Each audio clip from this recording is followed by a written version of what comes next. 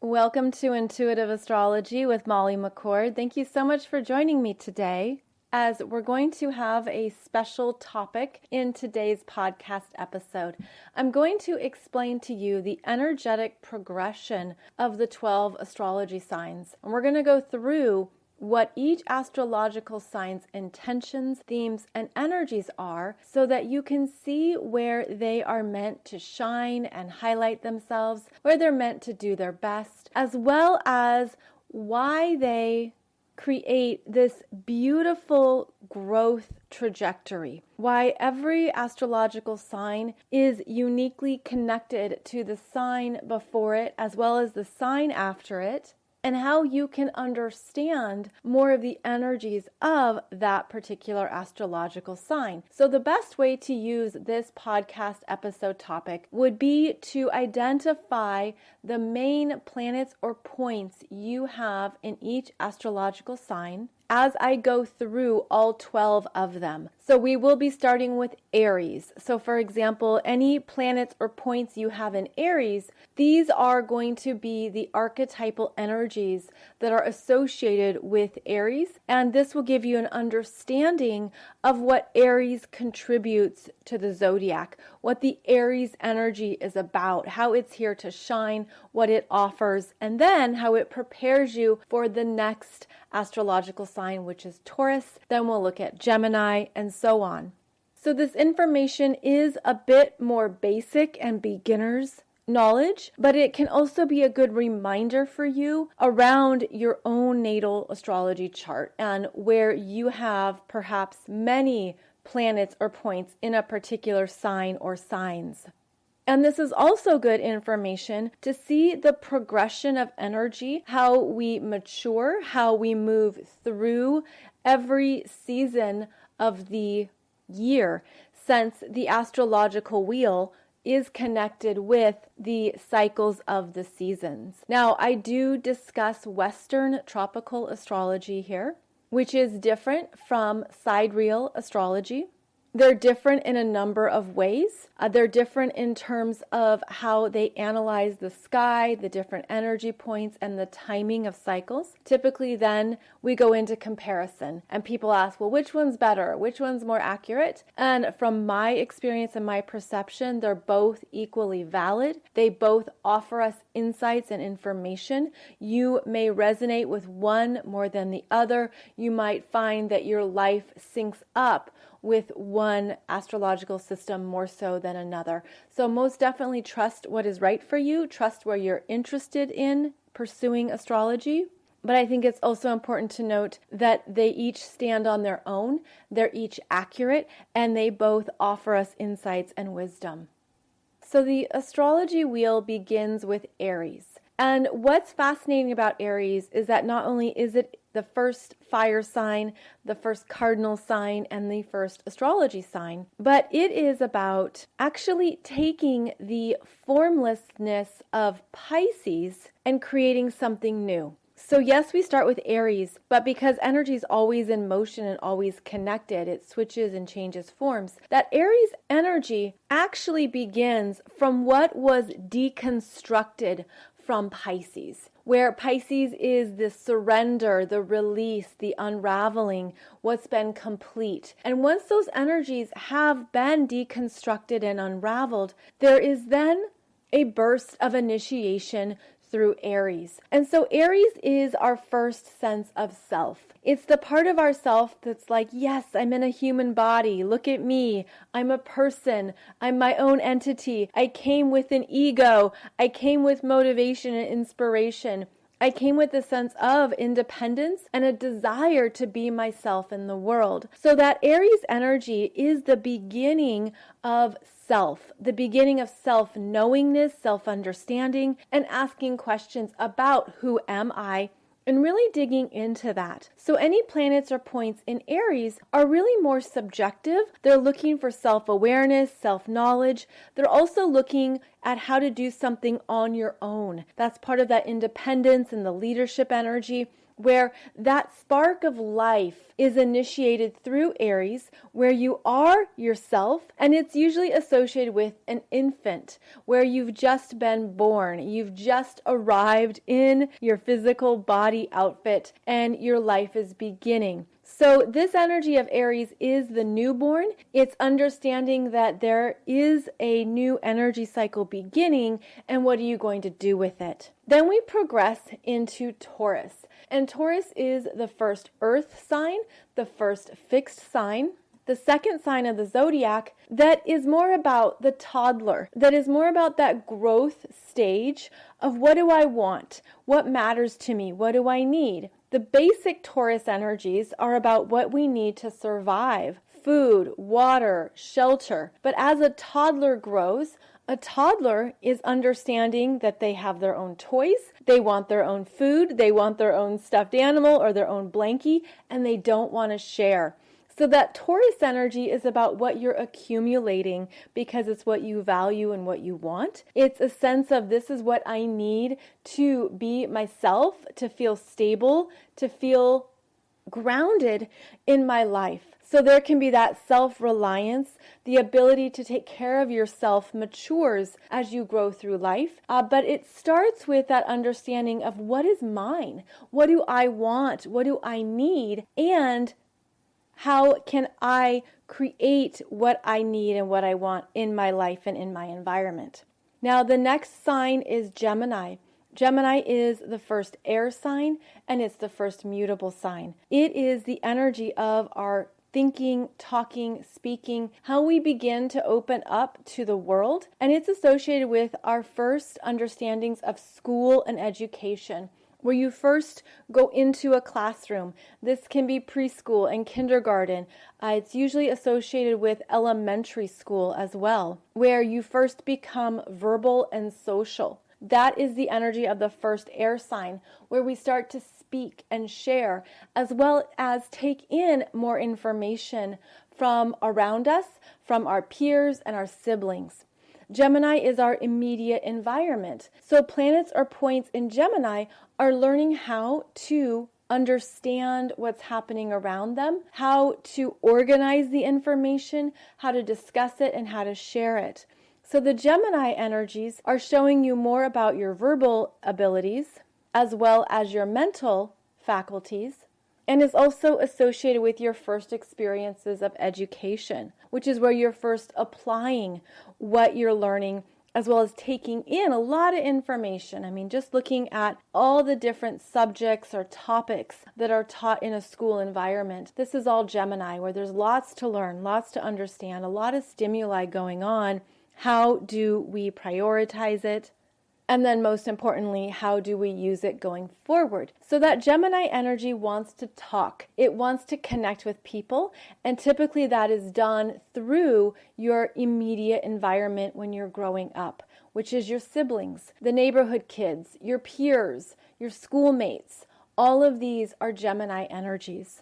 Then after a busy day of school and learning and socializing, maybe doing sports, hanging out with friends, the energy progresses into Cancer. Cancer is the first water sign, and it's the second cardinal sign. So this is the energy of actually coming back home, where after school you go back home, you want to take a break, you're going to watch TV, you're going to have a snack, you go to your room, you do something that returns you to your home base. So this Cancer energy is where we return to ourself, and it's actually more of a receptive energy of listening, where you go home and review the day. You review what you learned or what happened. Maybe life was really busy and you didn't even know what you were feeling.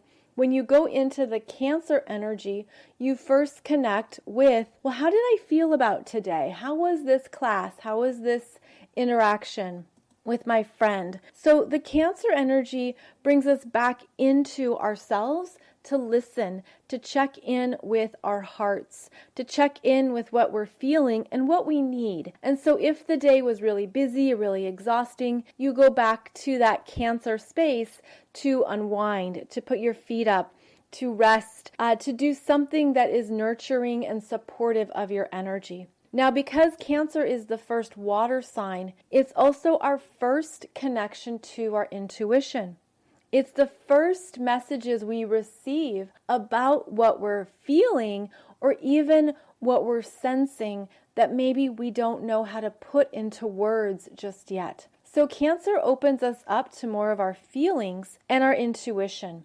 And so at an early age, we all have the ability to listen to what we're feeling. And it could be that in your environment, in your home environment or your immediate environment, that information was not supported. Perhaps you kept it really private, you kept it to yourself. These are all Cancer themes, where you're sensing something, you're feeling it.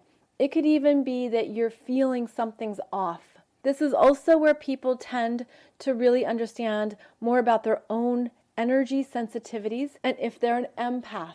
Now, I'm spending more time talking about Cancer because it is the only water sign in the first 6 stages of astrological development. What I mean by that is this Cancer energy is the only water sign in the first half of the zodiac. It's really where we go into our feelings and we go into what we are sensing that we're meant to listen to and receive. Now, Gemini is the only air sign in the first half of the zodiac, which also makes it important in terms of our internal world, our internal workings.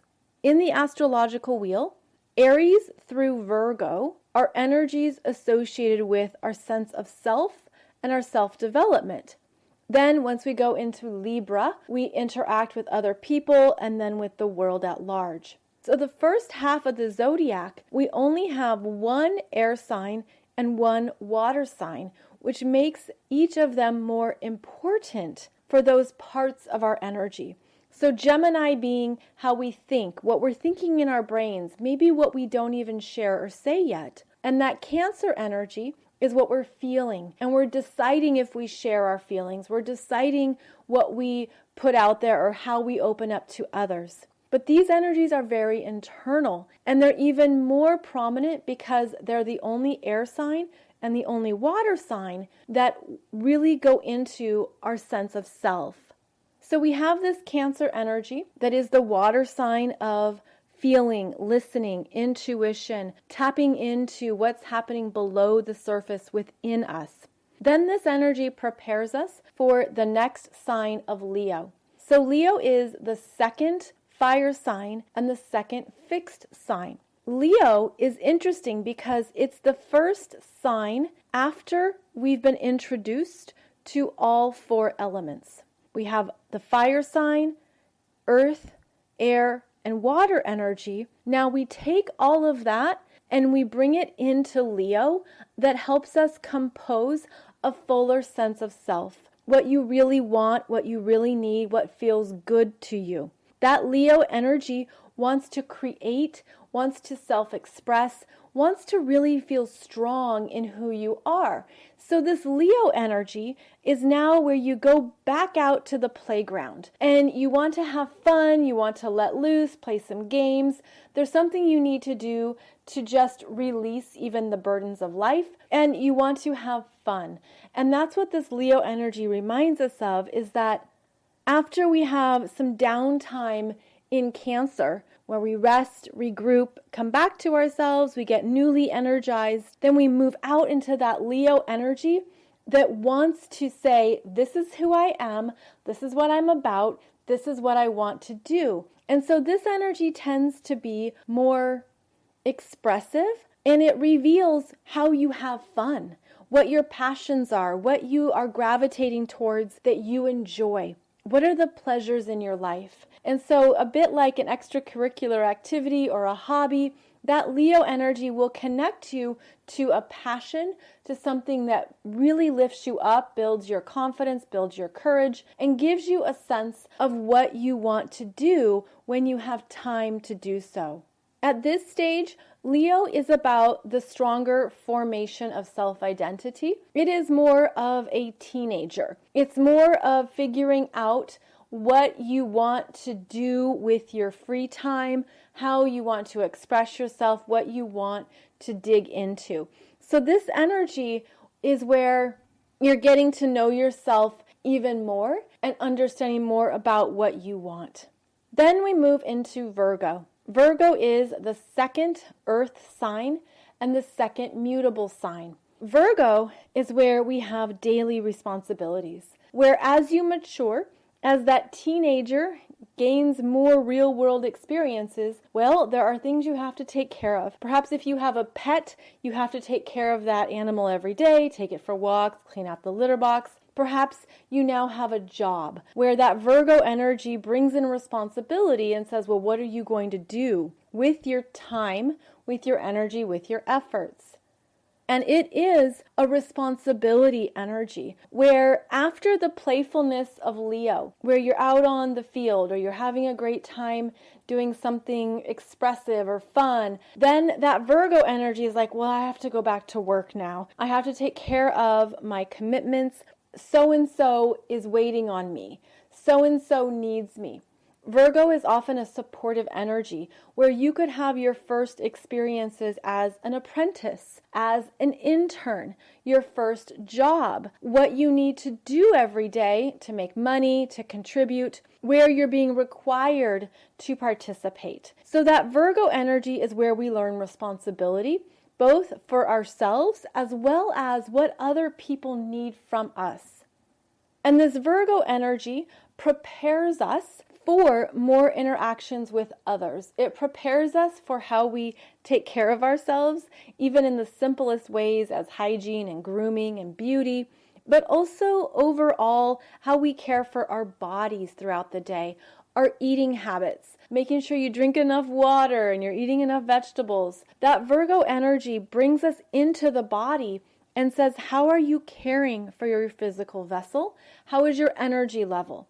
Virgo is also an athlete and a healer. It is about how we put in energy to be better, to improve, to become more efficient. So this Virgo energy is revealing to you what you have to take care of every day, and that what you do does correlate to other people.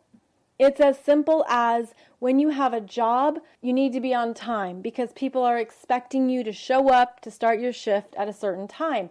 This is Virgo energy. This is where we have to do something repeatedly, where we're getting better at it, but again, where we have commitments and where we're learning to be reliable.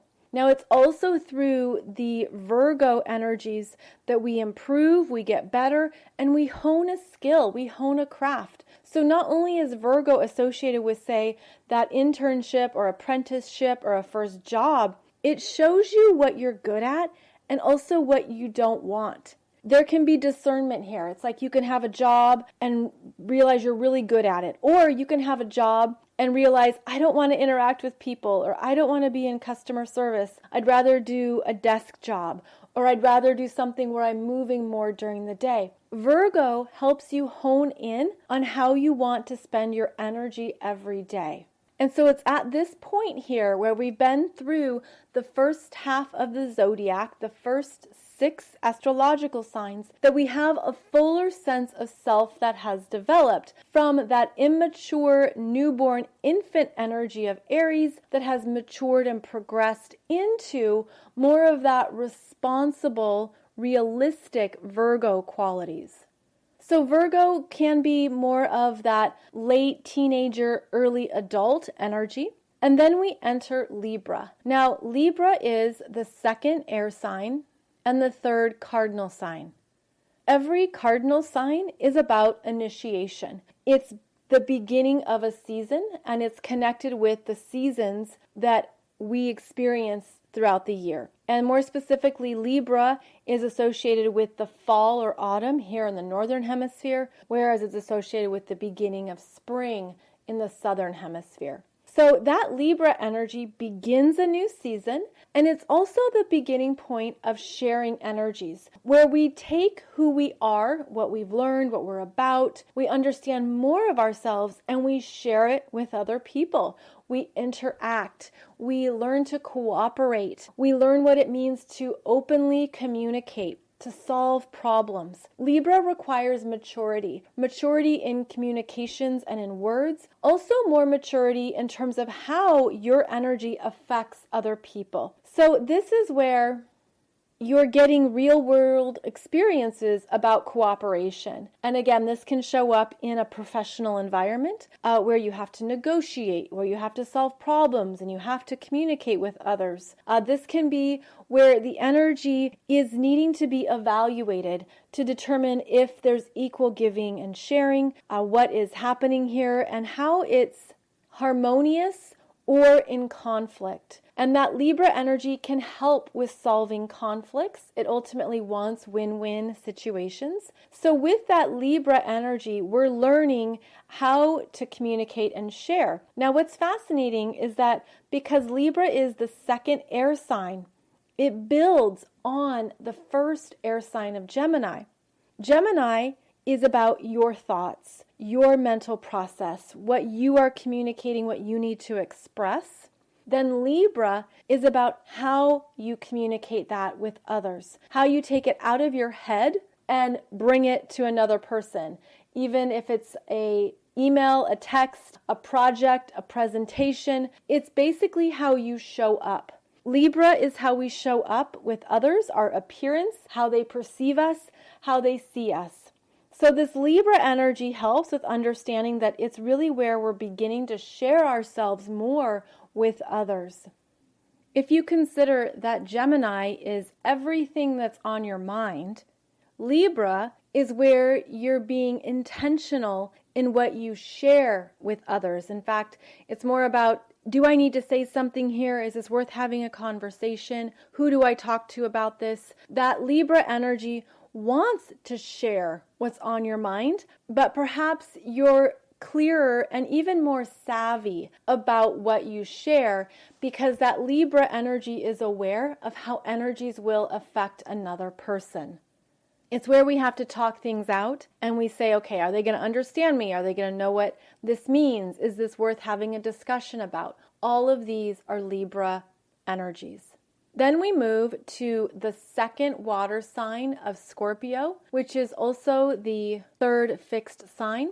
And Scorpio is the energy of emotional intimacy, where we're sharing ourselves and what we feel with another. Scorpio pertains to our own emotional maturity, how we're able to be honest and authentic. And perhaps if that isn't the case, the Scorpio energies can revert to manipulation, deception, power or control games, anything to maybe even maintain the upper hand and not be vulnerable. So Scorpio can show us how comfortable we are opening up to others, as well as our ability to trust. And so when we go back to Cancer being the first water sign, where you meet yourself emotionally, you understand more about who you are, what you feel, what you need, that Scorpio energy being the second water sign is how you share with others and who you share with.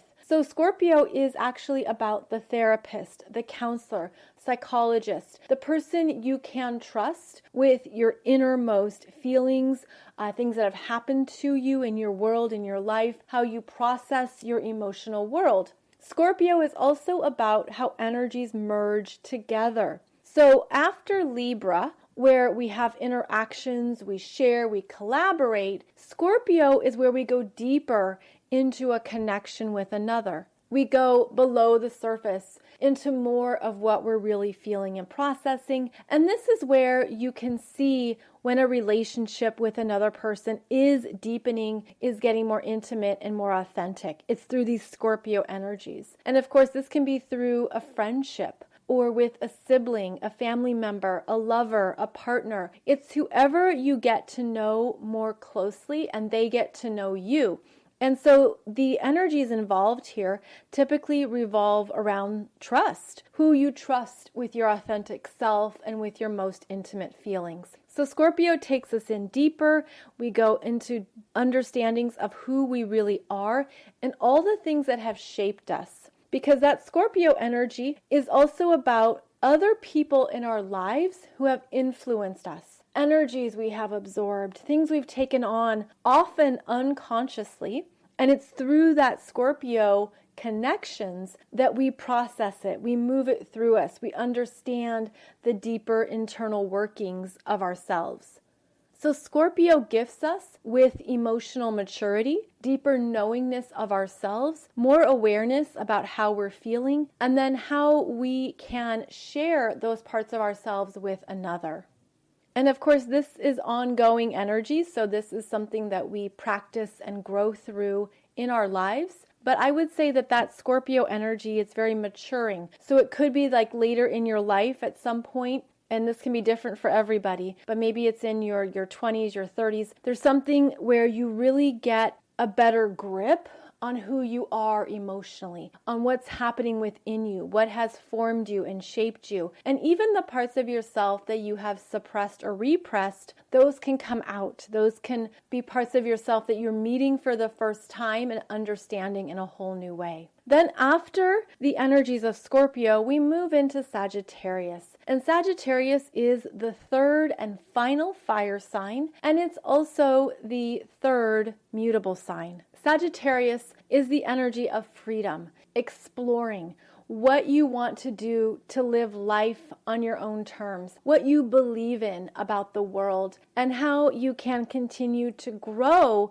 in your own energy through those Sagittarius energies that are often very curious and wanting to learn and understand more. Sagittarius energy will open you up to more of what is true for you in the world and in yourself. It's where we go out and have experiences, where we really get into what we want, what we value, and understand how we follow that in the world. This is an energy of being adventurous, of wanting to know more, to understand more. So with the fire signs, we typically have a lot of movement and growth. They're associated with our spiritual growth, our spiritual teachings and understandings. And in Sagittarius, which is the third and final fire sign, we often have a desire to go further, to know more, to go bigger in our energy fields.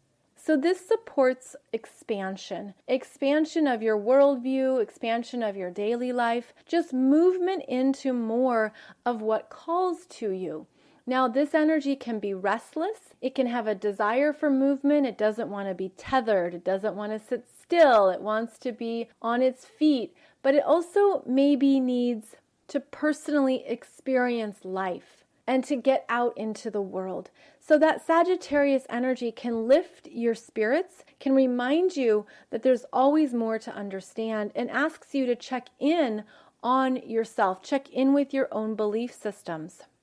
What do you believe about who you are in the world? What do you believe about what you want to create and experience in this lifetime?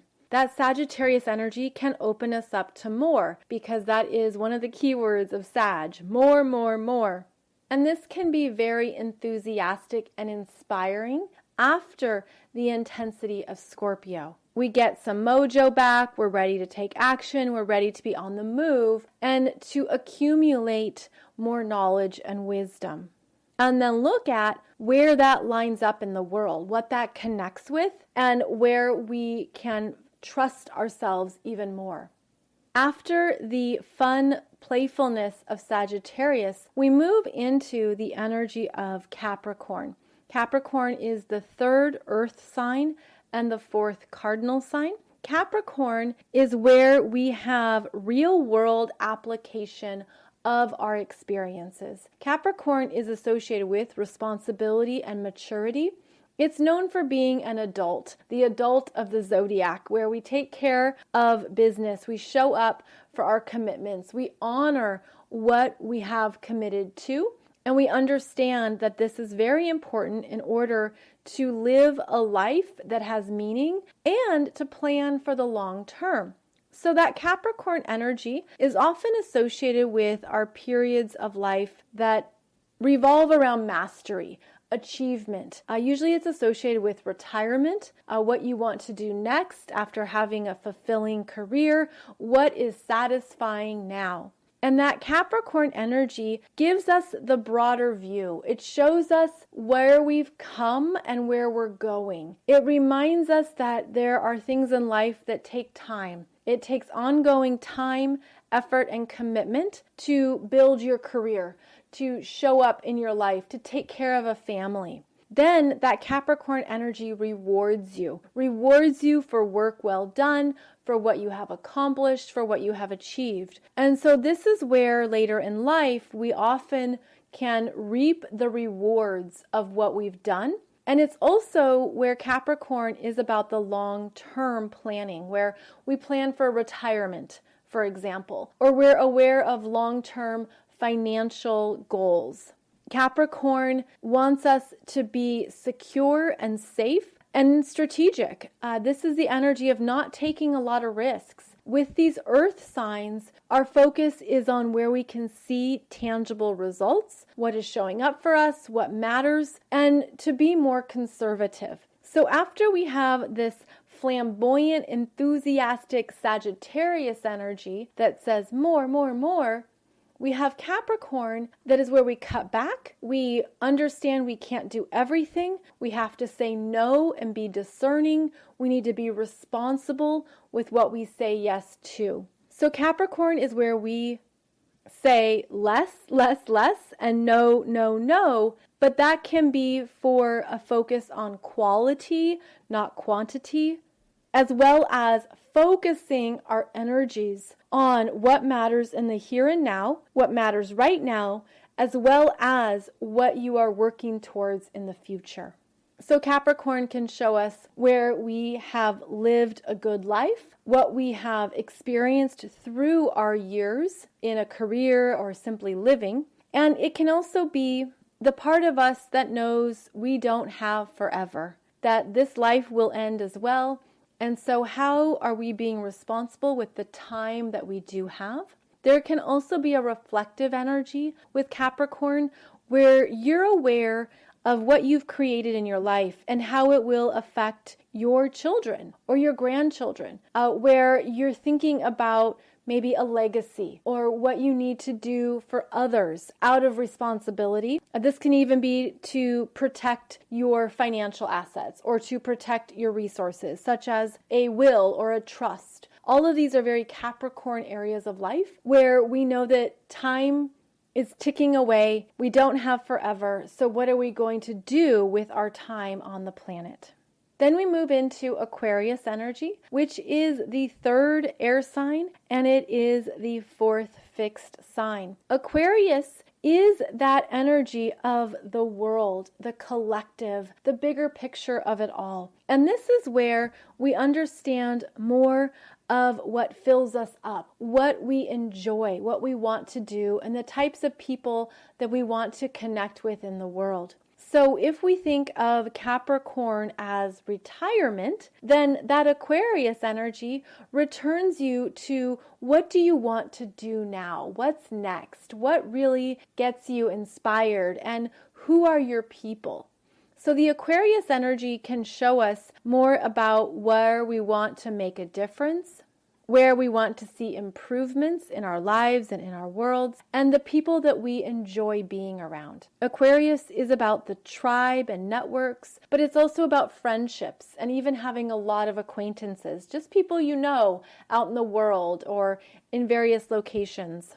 The Aquarius energy can help us hone in on what matters to us right now and where we want to invest our time, where we want to spend our time and enjoy a particular season of life.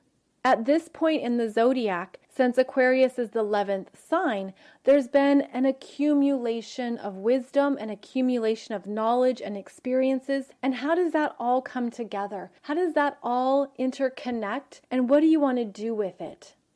And so this is where you could have inspired ideas at any stage of life, but there could be something here where you have a bigger world view. You understand more about how the world works, what is reality, what matters in life, and maybe you have a value shift or an understanding of what you want to participate in or contribute to. And that could even be that Aquarius energy wants to be left alone, wants to just be an individual who does their own thing.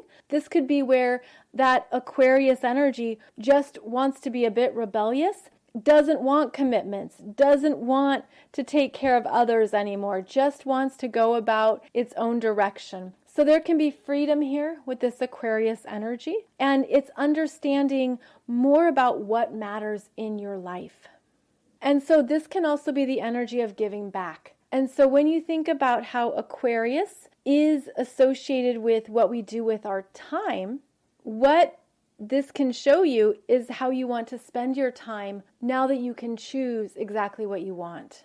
And of course, this can be at any stage of life, but this energy is very forward thinking. It tends to be a little bit different, but it tends to have a higher level of self-awareness. And so it's what you've learned about yourself through life, what you've learned about who you are, how you're different, how you are an individual, and then how you want to spend your time enjoying who you are. And then we come to the 12th sign of the zodiac, which is Pisces, which is the third and final water sign, as well as the fourth and final mutable sign. So Pisces is the energy of release, of transmutation, where everything changes form and we can step away from where we've been focused or locked into something. Pisces is where we release our ego, where we step away from a very confined sense of self and we open up to more of who we are as a whole energy field. Pisces is where things complete and there's endings, there's release, forgiveness, compassion. We learn lessons. We have a higher understanding of what's been happening or what's been going on. We understand also that our intuition can speak very loudly to us. And so this is a water sign where you can be uniquely tuned in to higher intuitive messages, because Pisces is everything and the void. It is the opening up to all energies, all cycles, and it's where we understand that we're so much bigger than this body, this mind, our sense of self. Pisces reminds us that we're connected to the all that is. And this is where we have opportunities to practice detachment and stepping away from our own sense of self. So that Pisces energy will unravel, it will deconstruct and take apart, it will ask us to surrender. Now, this doesn't necessarily mean death. This just means a sense of self is shifting. A sense of self is being surrendered and is releasing us from what we expected, what we assumed, what we have been holding on to, or what we thought was really important. This Pisces energy brings us to higher levels of enlightenment about our whole life, everything we've been through. You could see new experiences in a different light. You could understand something differently. You could look back and see what you were learning in a particular phase or in a particular relationship. So there's a lot of wisdom that can come through in these Pisces energies that remind us that we are not just one person in one physical body, but we're connected to so much more. And that is where we open up to higher levels of enlightenment and spiritual growth. Now, because Pisces is the 12th and final sign of the zodiac, it is where the energies will disperse, where they will spread out, go their own way, and this allows for the energies to dissolve and transmute. And then it's from that opening, it's from that creation of a void that then we have the potential to create a brand new energy that begins a cycle with Aries. And so it keeps progressing, it keeps changing. It's very similar to how every ending has a new beginning. And so this is how the astrological signs energetically progress It's how the energy keeps moving forward, reveals what we need to learn next, what our next area of growth is, and where the energies are going to shift and change as we continue on our soul growth path. Now, I did mention different ages, different stages of life, just to highlight more of the archetypal energies. Whereas, yes, Capricorn is associated with maturity, retirement, what you've earned through the years. And yet then we have this very playful Leo energy that can be a teenager, that can be unaware of how it comes across or how its energy is received. All of this can help you understand more of your own planets or points in each of these 12 astrological signs and give you an understanding of why they are the way they are, why they have progressed to this point, and more about what they naturally exude and why that is important. So I hope this has given you some good understandings about the 12 astrological signs, how the progression of energy unfolds, and what each sign brings up for our own awareness and our higher consciousness.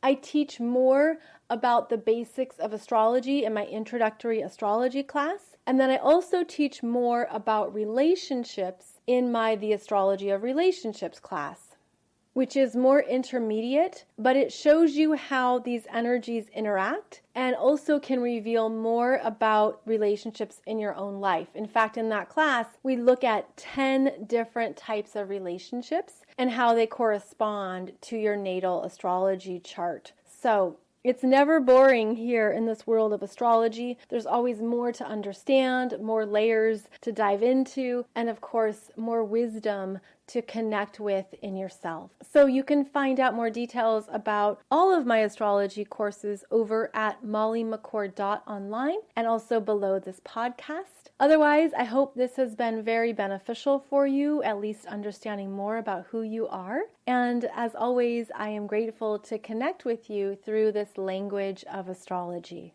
I will be back here every Wednesday and Monday for another podcast episode. In the meantime, I wish you a beautiful day ahead, and also I hope to connect with you on social media. You can find me on Instagram, YouTube, or Facebook. Take good care, and I will see you back here very soon for our next podcast episode.